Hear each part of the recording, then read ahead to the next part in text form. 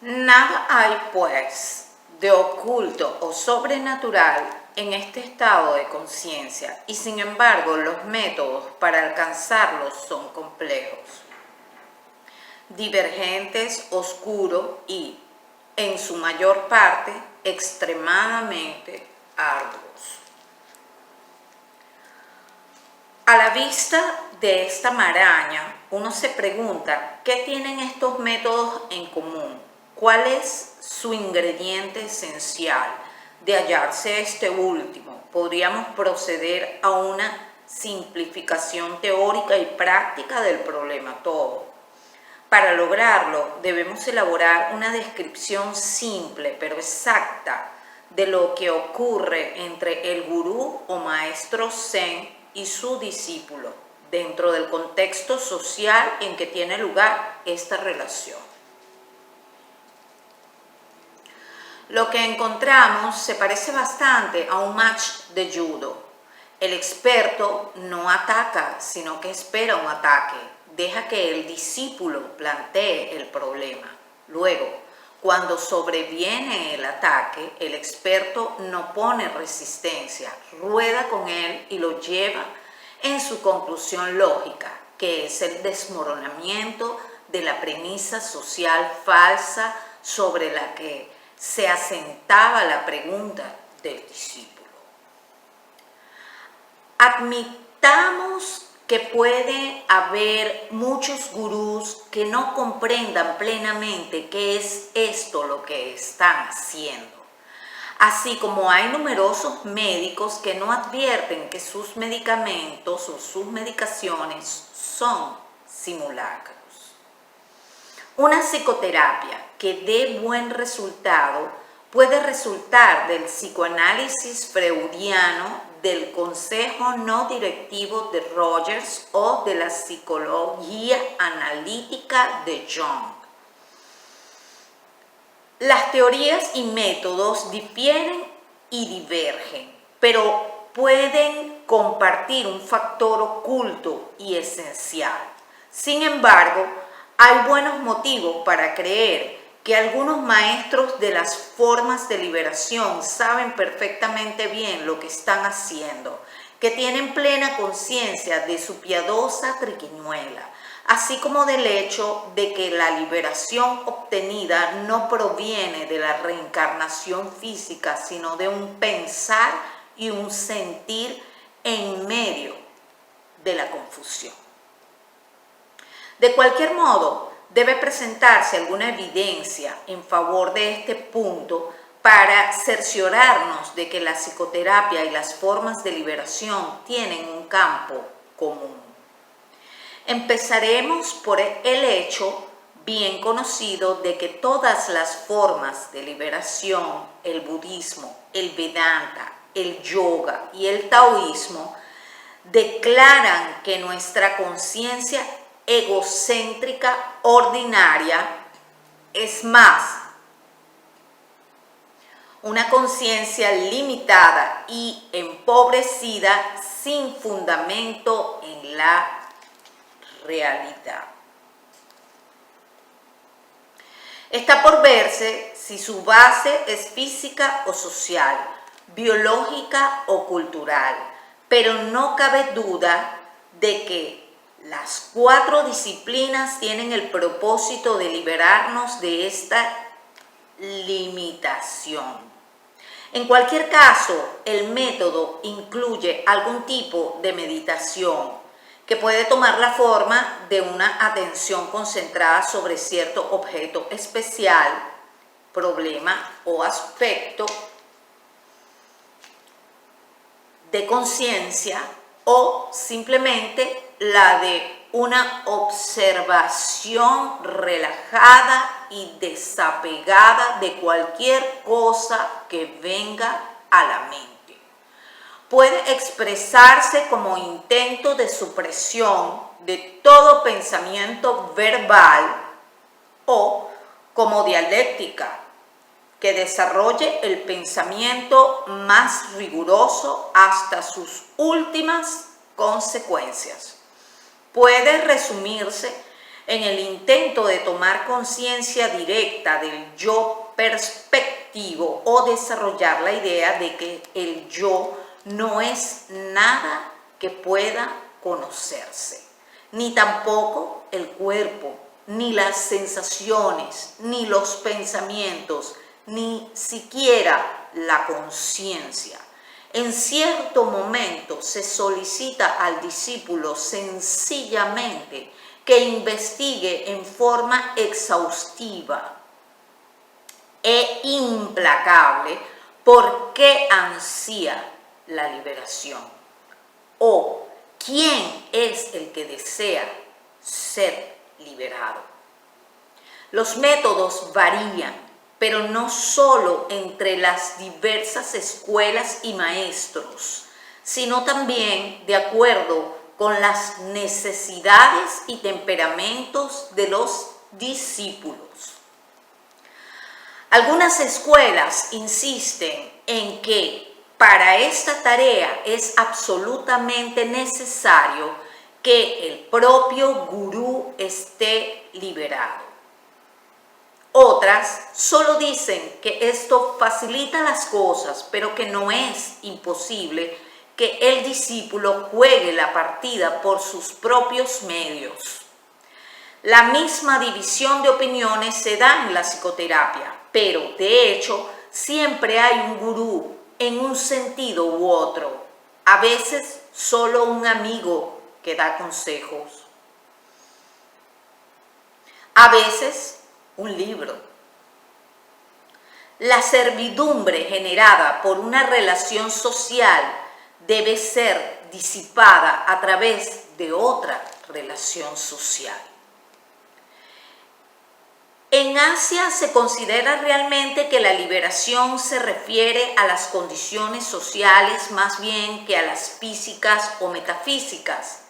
Mis propias conversaciones con los maestros de budismo zen sobre este asunto no me han dejado la menor duda. No he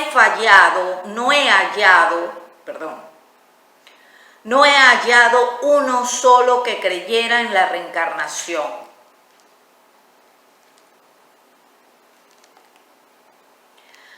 Como hecho físico, y menos aún que se atribuyera algún tipo de poderes literalmente milagrosos sobre el mundo físico. A todas estas cuestiones se las entiende simbólicamente.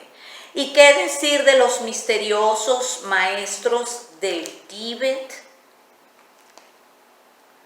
a quienes tanto se ha atribuido en materia de conocimientos ocultos sobre los mundos suprafísicos? Aunque existe mucha información puramente literaria y académica acerca de los textos del budismo tibetano, son contados los occidentales que practicaron realmente sus disciplinas sobre el terreno. Una de las excepciones es Alexandra David Niel, una francesa notable que escribió un libro no menos notable en el que trató de explicar dentro de lo posible la doctrina fundamental de sus maestros. Dice, por ejemplo, si el estudiante no puede rehusarse a representar un papel en la comedia o drama del mundo, al menos comprende que es solo un juego. Le enseñan a mirar el incesante trabajo de su mente y la actividad física efectuada por el cuerpo. Se espera que logre comprender, que logre notar que nada de todo eso es de él, ni es él. Él, física y mentalmente, es la multitud de los otros.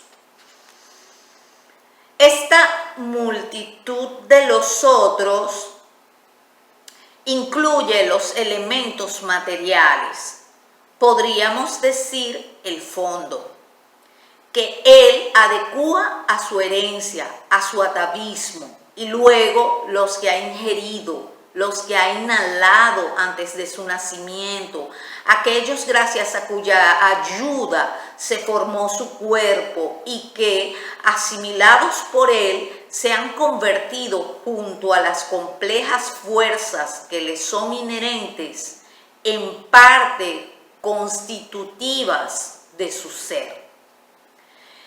En el plano mental, esta multitud de otros incluye muchos seres que les son contemporáneos, gente que está ligada a él, personas con las que conversa, cuyas acciones mira. De aquí la sostenida acción inhibitoria que sufre el individuo mientras absorbe parte de las diversas energías que emiten aquellos con los que está en contacto, estas energías desarticuladas, instalándose en lo que él considera su yo, forman allí un hormigueante tropel.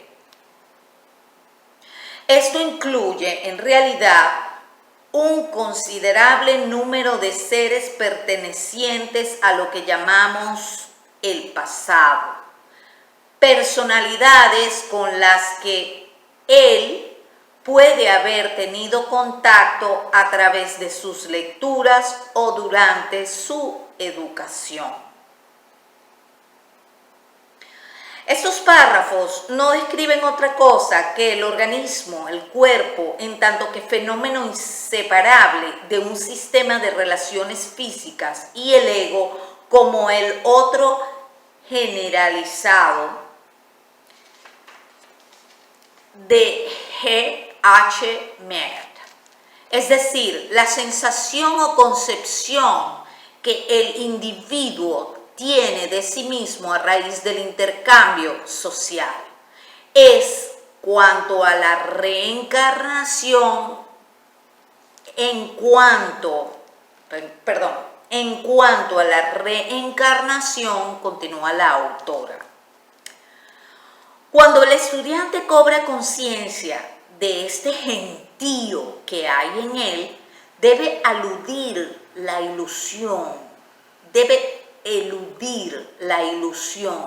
que algunos sufren de que se trata de los recuerdos de vidas anteriores. No faltan quienes afirman y creen que el personaje tal y tal que vivió en el pasado se ha reencarnado en ellos. En Asia son innumerables las narraciones y relatos de reencarnaciones, pues allí se mantiene viva en la masa una sed pueril de lo maravilloso, sobre todo con respecto a la muerte, pienso yo. En otras palabras, la reencarnación no debe ser entendida literalmente como corporizaciones consecutivas de un ego individual, ni siquiera como cadena de karma individual o configuración de conducta causalmente conectada. Aquí hay una nota. La hipótesis de una cadena individual de karma como entidad diferente del alma, Jivatman, fue invocada por Nagasena y muchos otros en defensa de la reencarnación física y literal como doctrina búdica. Pero ¿cómo se explica?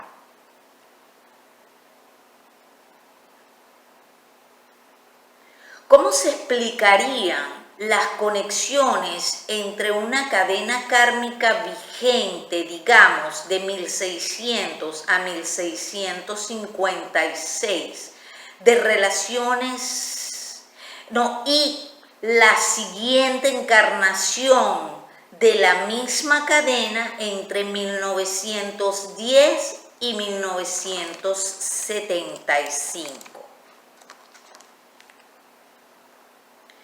¿Qué sistema sistema de relaciones permite a la cadena mantener su identidad durante el interín de ese tiempo.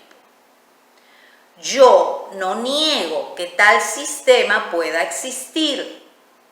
El caso es que el problema de su existencia no es importante para una correcta comprensión del budismo. De acuerdo a la filosofía madhyamika de Nagarjuna, la cadena lineal, eslabonada, causal entre cosas es puramente conceptual, vikalpa, y descriptiva.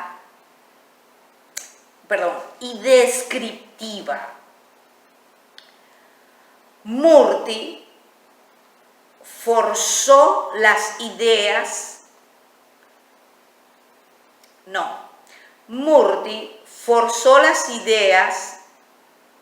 madhyamika para asimilarlas al pensamiento kantiano, incurriendo en la extraña confusión de afirmar que la intención de Nagarjuna no era aplicar esta crítica de la causalidad al mundo fenoménico, sino al nouménico. Pero, ¿cuál de estos dos corresponde al mundo físico? Está claro que ambos, solo que el mundo fenoménico en el cual rige la causalidad equivale al mundo físico descrito en tanto que fenoménico, como si estuviera compuesto de cosas y eventos separados. Se evitaría la mar de confusiones con solo mantener clara una idea de que las cosas y los fenómenos son unidades descriptivas y no fracciones reales de lo que estamos describiendo. La multitud de vidas del individuo solo refleja la multiplicidad de sus vínculos físicos y sociales. No desearía explayarme tediosamente sobre la interpretación simbólica y no física de la reencarnación.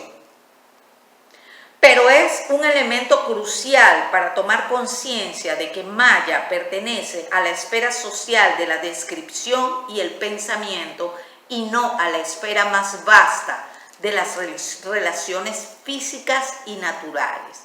De cualquier modo, deberíamos agregar alguna referencia a la actitud del propio Buda frente a este problema, tal como lo han recogido los testimonios. Surge claramente de los textos canónicos que él negaba la realidad de cualquier ego substancial, pero que jamás negó ni afirmó la posibilidad de vidas pasadas o futuras. Lo consideraba un asunto trivial. Porque no se proponía liberar al hombre del mundo físico, sino de su estilo egocéntrico de conciencia. Que dicha liberación extinguiera o no la continuidad individual del hombre como organismo físico en este nuestro plano de existencia o en otro cualquiera, poco importaba a los efectos del pensamiento búdico. Si de un hermano, Ananda, cuyo corazón estuviera ya en libertad, hablara alguno diciendo: es su credo que un arhat liberado prosigue después de muerto, sería absurdo. o su credo es que un arján no sigue, luego sigue y sin embargo no sigue después de la muerte, ni sigue ni deja de seguir una vez muerto, todo eso sería absurdo. En la doctrina original de Buda, toda especulación metafísica, así como todo interés en controles milagrosos sobre el mundo físico, eran tenidos no solo por banalidades, sino también por estorbos concretos de la liberación. Habría que agregar también que la teoría de la reencarnación física no existe en el taoísmo y que, de acuerdo a Coomaraswamy, la interpretación adecuada del Vedanta es que el único y singular transmigrante es el Supremo Yo, el Atman Brahman, nunca pues un alma individual. Estos enfoques disolvieron la totalidad de la cosmología reencarnacionista de la antigua India, reduciéndola ora a mito, ora a simple posibilidad de que no debe preocuparnos. La pesadilla de que un mismo individuo soportara repetidamente la miseria, la enfermedad y la muerte por periodos infinitamente largos de tiempo o un cautiverio de siglos en las cámaras de tortura de los demonios, llegó a su fin con la comprensión de que no hay nadie para sufrir todo eso. ¿Qué hay del acervo de que la liberación confiere poderes supranormales sobre el mundo Siddhi? Continuamos en la próxima parte.